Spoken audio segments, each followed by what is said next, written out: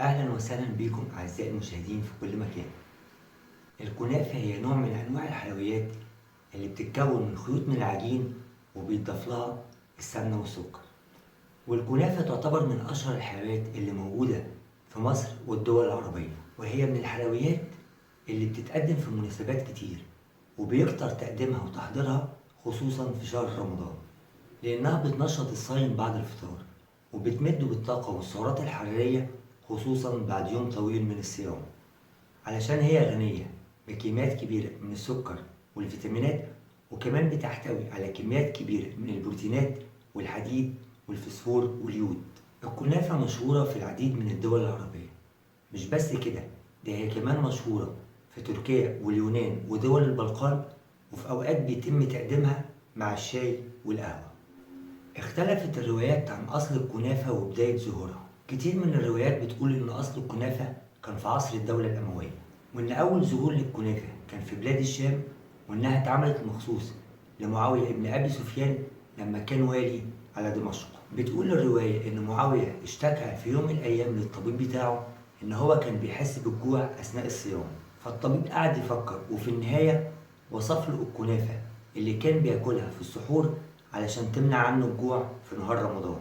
لكنه من الصعب تأكيد قصة معاوية، بالرغم من إن اسم الكنافة ارتبط بيه لفترة طويلة وفضلت معروفة باسم كنافة معاوية لفترة طويلة من الزمن. ناس تانية بتقول إن الكنافة اتعملت لسليمان ابن عبد الملك الأموي، وإنها كانت بتتقدم له كنوع من الحلوى اللي كانت بتتعمل مخصوص للملوك والأمراء. عدد من المؤرخين بيقول إن أصل الكنافة بيرجع لمصر أثناء الحكم الفاطمي، وإنها اتعملت للخليفة المعز لدين الله الفاطمي لما جه القاهرة والناس استقبلته بيها في شهر رمضان، وإنها اتقدمت له مخصوص لما دخل القاهرة كنوع من أنواع الترحيب بيه، ومنها ابتدت تنتشر في جميع الدول العربية.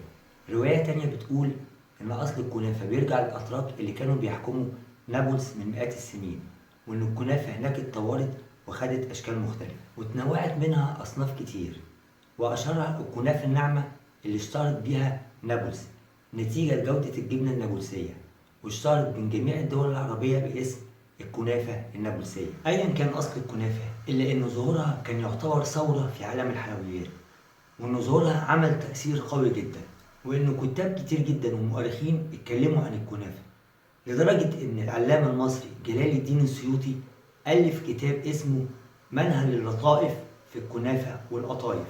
والكنافة عزيزي المشاهد ليها طرق وأنواع كتير بتتقدم وبتتعمل بيها، يعني منها مثلا الكنافة النابلسية اللي بتتعمل من الكنافة الناعمة واللي مشهورة باسم الكنافة النابلسية. كمان في الكنافة اللي بتتحشي بالمكسرات زي الجوز والفستق. ومن الأنواع المعروفة من الكنافة هي الكنافة البلورية أو الكنافة المبرومة أو الكنافة العثمانية.